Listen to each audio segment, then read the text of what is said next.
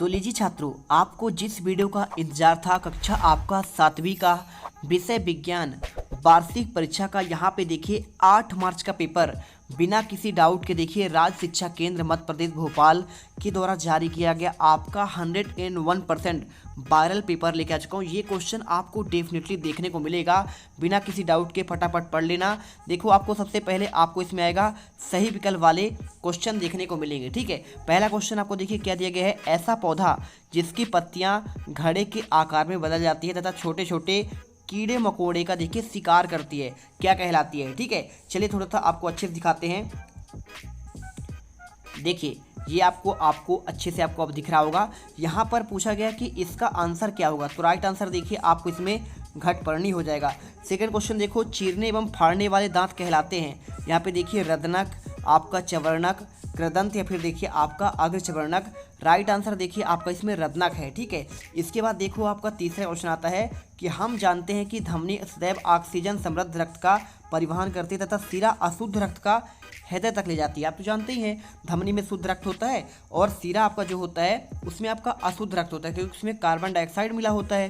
फुफ्फुस धमनी के संबंध में कौन सा कथन सत्य है? क्या देखिए ऑक्सीजन समृद्ध रक्त को फेफड़े तक पहुंचाती है या कार्बन डाइऑक्साइड समृद्ध रक्त को फेफड़े तक ले जाती है? ए या फिर दो विकल्प सही है, या फिर आपको देखिए ऑक्सीजन एवं कार्बन डाइऑक्साइड यानी CO2 दोनों समृद्ध का परिवहन करती है। तो देखिए आपको आंसर आपको यहाँ पे हो जाएगा बी नंबर, कार्बन डाइऑक्साइड समृद्ध रक्त को फेफड़े तक ले जाती है। आपको ये उत्तर लिखना है। ठीक है, आपको इसके बाद देखो आपको चौथा क्वेश्चन मिलेगा देखने को। ठीक है, चौथा देखिए, ऐसी गति जो निश्चित समय अंतराल के पश्चात अपनी गति दोहराती है, क्या आपका देखिए सरल गति होती है, घूर्णन गति, असमान गति या फिर देखिए आपका आवर्ती गति। राइट आंसर देखिए आपका इसमें हो जाएगा आपका आवर्ती गति। क्वेश्चन देखिए पांचवा, निम्नलिखित में से किस रसायन का उपयोग कर जल का शुद्धिकरण किया जाता है? कपड़ा धोने का सोडा, DDT पाउडर, क्लोरीन या फिर देखिए फिलाइन। अगर मैं देखिए पांचवे के आंसर की बात करूं तो आपका ये हो जाएगा आंसर, आपका यहाँ पे क्लोरीन हो जाएगा। ठीक है, इसके बाद देखो आपका छठवा आता है रिक्त स्थान वाले क्वेश्चन। पूछा गया है देखिए, नीचे दिए गए स्थान की पूर्ति कीजिए, 1 अंक आपको मिलेंगे। भोजन के घटक कार्बोहाइड्रेट, प्रोटीन, वसा, विटामिन और कौन सा है? आपका अगला आपका हो जाएगा जल हो जाएगा। ठीक है, आप इसमें जल लिख दीजिएगा, ये देखिए आपको आज जल लिखना है। इसके बाद देखिए, क्षुद्रांत की आंतरिक भित्ति पर अंगुली के समान अनेक प्रवर्त पाए जाते हैं। यानी देखिए अंगुली के समान क्या होते हैं, यहाँ पे आपका जाल पाया जाता है, उसे क्या कहते हैं? उसे कहते हैं बिली कहते हैं। ठीक है, तो आप बिली कैसे लिखेंगे? आप लिखेंगे ऐसे, बिली। ठीक है, आप ये बिली लिख लो। इसके बाद देखिए लिखा है, बुखार आने पर डॉक्टर द्वारा शरीर के तापमान को मापने के लिए कौन सा उपकरण का प्रयोग करते हैं? तो देखिए सिंपल सी आपका हो जाएगा आंसर, थर्मामीटर। ठीक है, थर्मामीटर आप इसमें आंसर में लिख लो, कोई दिक्कत है नहीं। अगला देखो आपका दिया गया है इसमें यहाँ पे 9वां नंबर, हीमोग्लोबिन कोशिकाओं की कौन सी कोशिका में पाया जाता है? तो देखिए आपका लाल रक्त कोशिकाओं में। ठीक है, आंसर आपको लिखना है लाल और लिख देना है आपको रक्त, बस आपको इतना लिखना है। 10वां देखिए, किसी वस्तु द्वारा एकांक समय में तय की दूरी को उस वस्तु क्या कहते हैं? आपका चाल कहते हैं। आप आंसर चाल करो। चलो इसके बाद देखते हैं आपका क्वेश्चन, आपका देखिए अति लघुत्तरीय आता है। अति लघुत्तरीय क्वेश्चन आपको जो इसमें पूछा गया है, इसमें प्रत्येक के लिए आपको 2 अंक मिलेंगे। सहजीवी संबंध किसे कहते हैं? आपका ये क्वेश्चन पूछा गया है। ठीक है, साथ में देखिए आमाशय की संरचना कैसी होती है? आपका ये क्वेश्चन पूछा गया है। अगर मैं आंसर की बात करूँ देखिए, तो आपको आंसर लिखना है, देखिए जब 2 अलग अलग जीव एक दूसरे का समर्थन करके अपना जीवन जारी रखते हैं तो इसे सहजीवी कहते हैं। ठीक है, आपका जैसे उदाहरण क्या लिया है, आपका लाइकेन दे दिया है। ठीक है, इसी प्रकार देखिए आमाशय की संरचना कैसी होती है? तो भाई साहब आमाशय की आपकी संरचना आपका थैलीनुमा होती है। बिल्कुल आपका यहाँ पे राइट आंसर है। वीडियो को लाइक करो फटाफट और दोस्तों को शेयर कर दो। ठीक है, और चैनल जरूर सब्सक्राइब कर लेना। क्वेश्चन देखिए आपका 13वां क्या दिया गया है, इसमें दिया है क्षारक किसे कहते हैं? उदाहरण सहित आपको बताना है। गर्मी के दिनों में पसीना अधिक निकलने पर कपड़ों पर सफ़ेद धब्बे बन जाते हैं, क्यों? आपका देखिए 2 नंबर क्वेश्चन है। साथ में देखिए 15वां क्वेश्चन, पादपों में आपका जनन के प्रकारों के नाम और ह्यूमस किसे कहते हैं? आपका ये क्वेश्चन पूछा गया है। चलिए आपको आंसर दिखा देते हैं। ये देखिए आपको 13वें का क्वेश्चन का आंसर मिल जाएगा। क्षारक एक प्रकार का रासायनिक पदार्थ है जो जल में घुलने पर हाइड्रोक्साइड आयन OH का स्त्राव करता है। ठीक है, और क्षालकों का pH मान क्या होता है? आपका देखिए 7 से अधिक होता है। उदाहरण देखिए सोडियम हाइड्रोक्साइड। इसके बाद देखो आपका क्वेश्चन 14वां, गर्मी के दिनों में अधिक पसीना निकलने पर कपड़े पर धब्बे बन जाते हैं, आपका क्यों? तो देखिए कपड़े गर्मी के दिनों में पसीना अधिक निकलने पर कपड़े पर धब्बे बन जाते हैं क्योंकि पसीने में उपस्थित लवण सोडियम क्लोराइड जब वाष्पित होता है तो वे कपड़े पर जमा हो जाता है और सफ़ेद धब्बा बन जाता है। इसके बाद देखो 15 क्वेश्चन, पादप जनन के प्रकार देखिए तो आपका अलैंगिक, लैंगिक जनन और आपका विखंडन जनन आपका होता है। ठीक है, इसके बाद देखिए ह्यूमस किसे कहते हैं भाई साहब, तो ह्यूमस एक प्रकार का जैविक पदार्थ है जो मृत पौधे, जानवरों व अवशेषों के अपघटकों से बनता है। यह एक भूरे या काले रंग का पदार्थ है जो मिट्टी में उपस्थित होता है और मिट्टी की उर्वरता, जल धारण क्षमता को बढ़ाता है। ठीक है, चलिए 16 तक क्वेश्चन का आपको मिल गया। अब क्वेश्चन देखो आपका 17वां यहाँ पे आता है लघुत्तरीय क्वेश्चन। इसमें आपको 30 से 40 शब्दों में 3 अंक के क्वेश्चन दिए जाएंगे। गर्मियों में सफ़ेद और हल्के रंग के वस्त्र, सर्दियों में गहरे आपके रंग के वस्त्र पहनना अधिक आरामदायक है, क्यों? 3 नंबर क्वेश्चन देख लीजिए। साथ में देखिए कारखाना के अपशिष्ट जलाशय को प्रवाहित करने से पहले उदासीनता क्यों किया जाता है, ये क्वेश्चन पूछा गया है। परागण देखिए किसे कहते हैं, परागण एक प्रकार पूछा गया है। रैखिक गति और वृत्तीय गति का उदाहरण पूछा गया है। पेड़ों का महत्व पूछा गया है। 22वां देखिए आपके आपंक क्या है, शुष्क आपंक का उपयोग क्यों किया जाता है। ठीक है, इसके साथ देखो आपको यहाँ पे 23 से आपके आगे क्वेश्चन दिए गए हैं 26 तक। चलिए हम पूरे 26 तक का आंसर एक एक करके देख लेते हैं। ठीक है, चलिए यहाँ पर आपको जो है ये आंसर मिल जाएगा।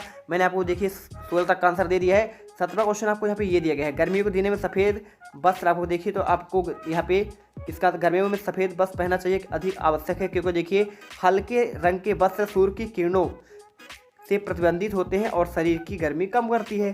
सर्दियों में देखिए गहरे रंग के वस्त्र पहनना चाहिए क्योंकि आवश्यक, क्योंकि गहरे रंग के वस्त्र सूर्य की किरणों को अवशोषित करता है यानी सोखता है, जिससे शरीर पर क्या है आपको गर्मी मिलती है। 18वां देखो क्या दिया गया है। 18वां क्वेश्चन आपका यहाँ पे ये मिल जाएगा, कारखाने के अपशिष्ट जलाशयों में प्रवाहित करने वाले उदासीनता क्या होता है। देखिए तो उत्तर, कारखाने के अपशिष्ट को जलाशय में प्रवाहित करने पर पहले उदासीन किया जाता है ताकि देखो अपशिष्ट में उपस्थित अम्ल और क्षार निष्क्रिय किया जा सके।